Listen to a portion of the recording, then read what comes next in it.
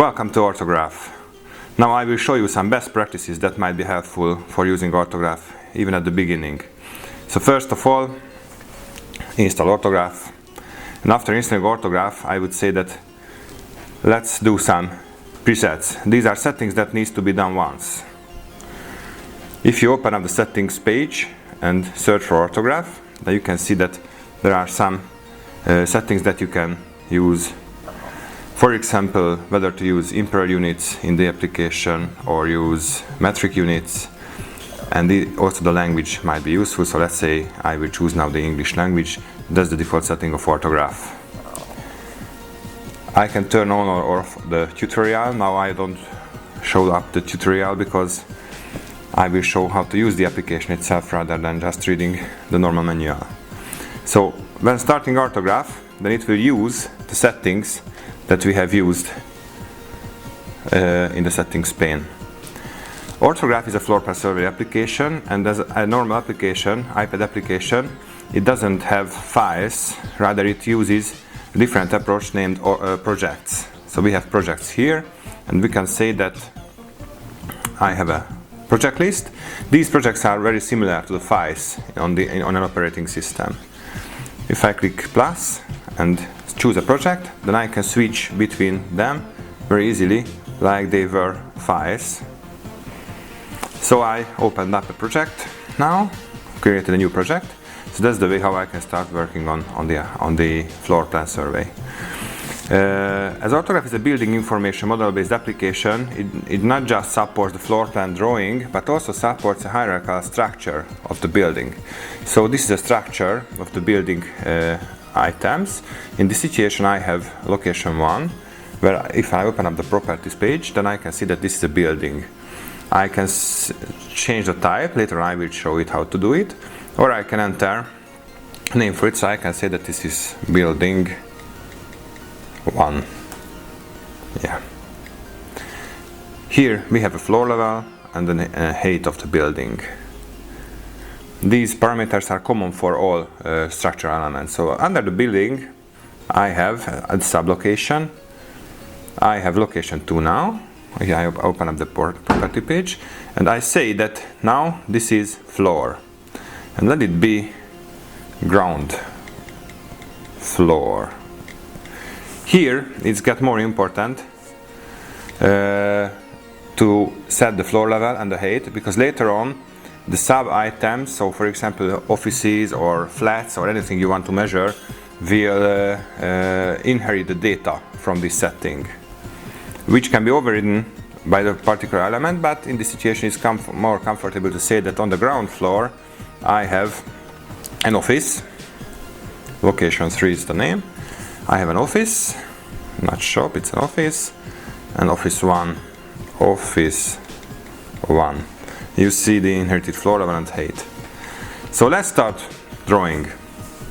So by drawing, it's good if we can draw the most accurate drawing we like to do. Now I use metric units and I will set the wall thickness to 10 centimeters. It's worth to set before drawing the floor plans. And also it's important to mention that there are 3 different kinds of wall behaviors.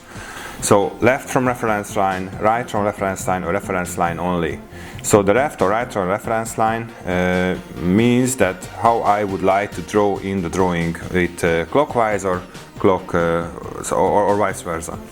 If I set a reference line, then it means that I want to draw only room parts or zones, for example different kinds of floorings on the floor plan. So now I want to draw walls, so I don't change anything else. It's 10 centimeters, and let's start drawing. So let it be the room should look like this. The system recognizes what I have drawn already, so these are walls, and I can say that although I have drawn it nearly good, nearly properly, but there are some things to repair, so I can change the position of corners. OrthoGraph focuses always on corners instead of the walls of them, because the corners can be and needs to be measured later on. So let's move the corner, and you have heard that it gives some clicking sound. I make it louder, maybe you can hear it better, because it helps with the snapping of the walls. Now it's set to 15 degrees, but I can set to 30, 45 and 90 degrees.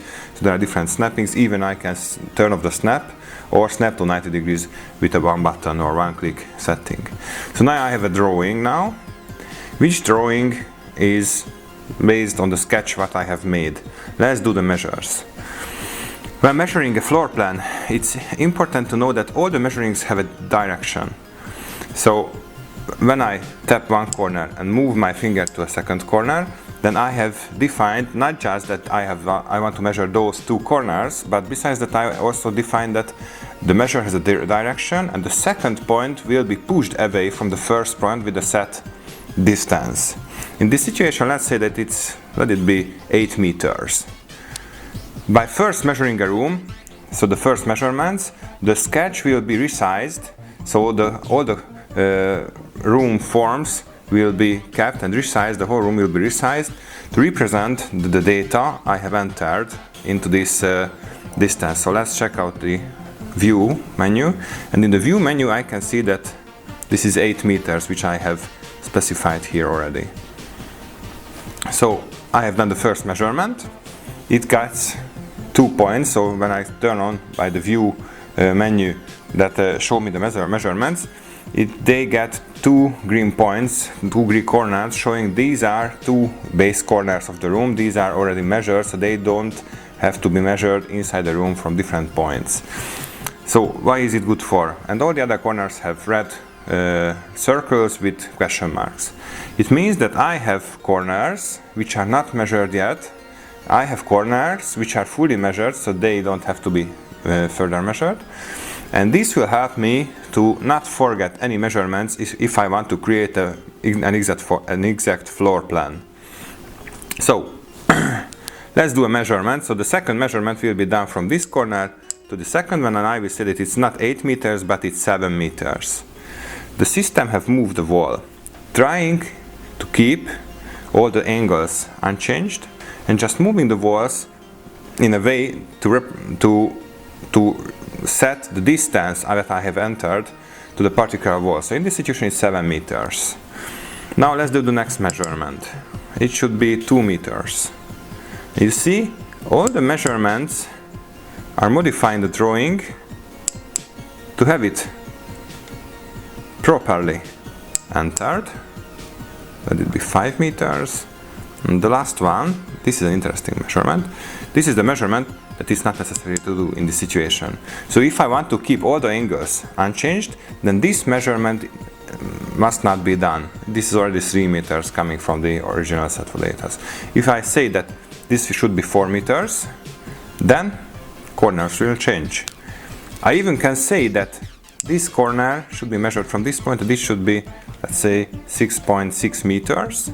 And then these 2 angles has been updated to represent the values, the distances what I have entered.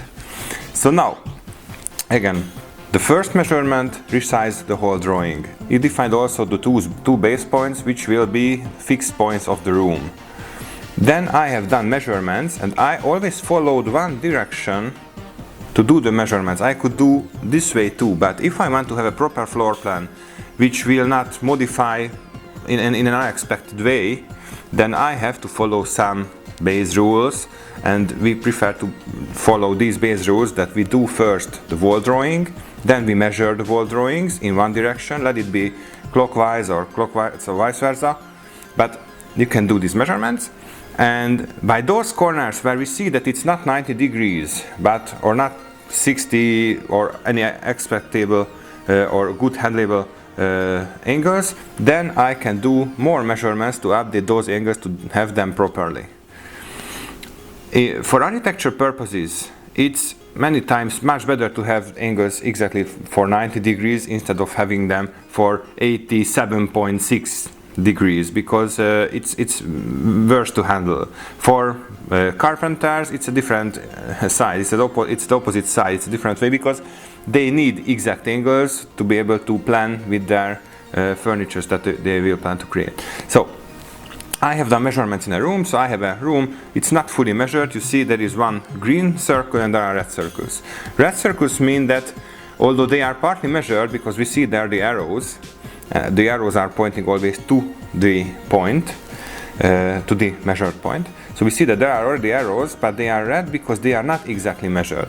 Those points which are exactly measured will get green.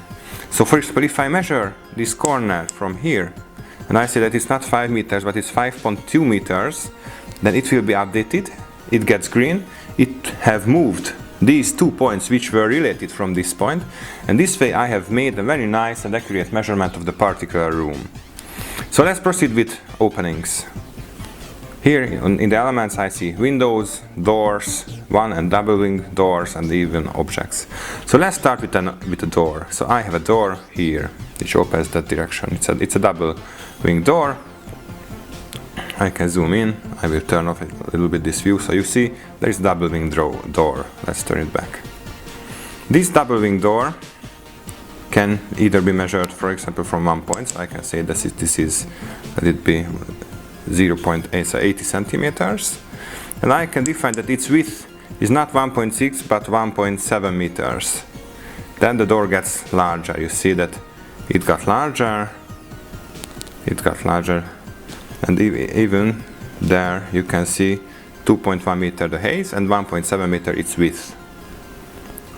And here we can see also that it's 0.8, so 80 centimeters from the corner. So this is how it looks like to place down an opening. By double wing doors, it's simple to say that if it opens to this direction or the other direction, then I have to put it down that I tap the screen and move my finger to the direction it opens, and I release the screen. So I just recognize that the recording has stopped for a while, so I make a short recording about the wall openings because I think it's important to show you how it works. So first of all, the one wing door. You have to show the application with your finger movement what's the opening direction of the door. You see, it's very simple to put down doors in this way. By two wing doors, it's enough to pull it to the proper direction or to inside. And by windows, it's just a tap because it doesn't have any opening direction. Actually, they do have, so if I put down a window and I say that show me the properties, then I can choose different type of window here and say that it's an opening window, and then they will have an opening direction. You see that it's there. And if I go to 3D, let's have a look at the wall. I don't know which wall is that. I think it's the wall behind us. No. Where is that room? Let's go there then. Ah, there. There it is. You see that this is the window. It has an opening direction. Then here are the double wing doors. No, here are the single wing doors because the double wing door was undone priorly. So you see, it's important how the doors and windows look like. Later on you will see how I create the other rooms. So I have placed down two windows. They can also be measured. So I can say this is 2 meters. And the other one is for 5 meters from the corner. So it's very simple to update these drawings this way. Then let's create the second room. If I say that either I can say here a plus, or just simply saying that by the drawing, tap the pencil, it will be a location and office, and let it be office 2. Okay. Now I am working on office 2. The office 2 should be somewhere here. I tap the screen and now it recognized and put the office, snapped the office to the other one. Now I do a measurement. I will say this distance is not 5 meters but it's 6 meters. It moved that wall to the particular direction, and if I accept all the other corners to be well, then in this situation I am done with the office. So it's a 52 square meters office which is already measured. Let's proceed with the next office. Pencil, saying office 3. Okay. The office 3, let's get back to the other one. So ground floor. And office 2. In office 2, I will say that I have a door, because we need some way to enter the room. It's 2 meters on the corner. Office 3, which I have created, will be put this way, and let's put, and measure it. Let's measure it, and it should be 5 meters. So this can be done using like a distance meter, a Bluetooth distance meter, either using the BlueSnap or using some special distance meters that are compatible with the iPad. Actually, we don't know about any existing distance meters. We have read on the internet that Leica is planning to release a new distance meter that will support that. But using the BlueSnap, this is a separate device. Using the BlueSnap, it's very simple to connect a Leica and an iPad together wirelessly. So this is another room. Let's put the doorway, measure it again. It should be 2 meters. And now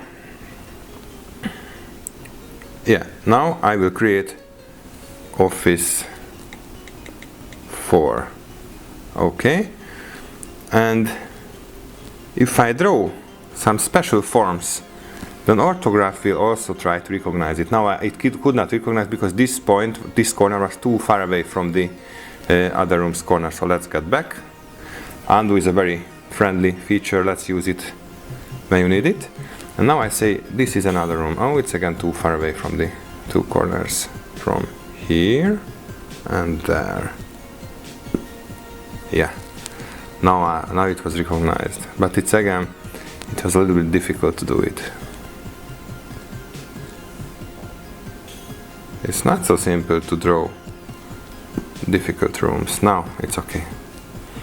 So it's there, so I have a room here, and if I do a measurement here and I say that this is not 7.2 meters but let it be 7 meters, then it have updated all the walls, here even these walls, to have the corners unchanged for the first measurement. So this way it's very simple to do, to create a new room. Let's proceed with the curves. There are curved walls, so if I want, then I can have it curved, and when I create a curved wall, then I can measure it that this is 3 meters and this is 5 meters, and it will update the curve to be proper. If we have a difficult form, then we have to put there more corners and more curves onto the floor plan. So this was about creating rooms. Important features, let's see them. For example, if I say properties and say that I have a properties for this wall, this particular wall, I can set, it's inner and outer covering, I can give the nodes, and even I can create a picture. So I can say that this wall looks like this, and I can use it. Later on, this information will be available even if you click on the floor plan and you want to have a look at it and you see it. But also, if you create, by the survey, if you create an export, for example, to Dropbox, I did not connect it to my Dropbox account, so maybe I will not do it. I allow it. Let's do it, then I will connect it. So if I connect it to Dropbox, then I can decide whether I want to have an SRVD, JPEG, PNG, or PDF output. The images and all information, floor plan information, will be exported to PDF. So if I click PDF, then in the PDF output, everything will be contained. So if I say that it's office building, then the office building's PDF will contain the floor plan, every room with all details, and and upload is successful. Let's go to Dropbox. It's Dropbox, and let's get to OrthoGraph. That's the folder where OrthoGraph works. OrthoGraph, and in OrthoGraph I have created an office building PDF. That's what I have created now. And you see, this is the first page. It's showing the view what I have used actually with the data. I have done a list of that. I have 2 floors and I have 4 offices in one building on one floor. And I have a list of all the details. What we have, these are the building and story parameters. This is one room. The room has a drawing, the measurements, everything is contained there. Then we can see that there is the floor level, height, the area of the location, wall, opening area, everything is listed.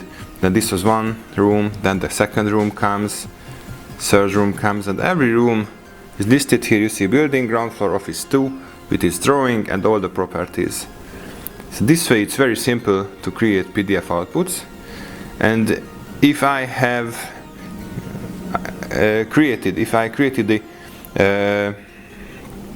image related to an object, like for example to a camera, then it would have been contained also in the PDF output. So let's go to camera, and I can say that now I'm working on a room here. I placed on the camera, rotate it to the right direction, and if I attach as a property to this camera an image this way, then this image will be used. This image will be used as an attachment to the camera, and also will be listed in the PDF output. Let's check out the other formats. We have PNG and JPEG. JPEG, PNG, I think everybody knows it. If I set PNG and say that I need an extra large resolution PNG, then it will be, I think, 4000 or something like that width image. It will generate a very high resolution image about the floor plan with all the data which is now visible on the screen. JPEG is the similar thing. SRVD is our own format. SRVD files can be imported into ArchiCAD using the ArchiCAD import add-on, or can be converted to Google SketchUp using the free add-on that can be downloaded from our website. This can be also uploaded to the Dropbox, or can be sent via an email. So it's very simple to create. So this is about the basics of OrthoGraph and what is worth to know. There are plenty of other features that we will detail later in different videos, but I think as a startup you can start working from this. So don't forget, all the measurements have a direction, and it's worth to do first the wall measurements, so wall sketching, then the right positions, wall measurements, and then the openings, measuring the openings, and then can the second room come. And this way, if you click always the pencil, then it's very simple to place down rooms. Just to finish what we have created here, so we can make a 3D walkthrough, and in this walkthrough you can see that there are wall openings, doors, and everything in the room. So thank you for your attention. That was what I wanted to show you.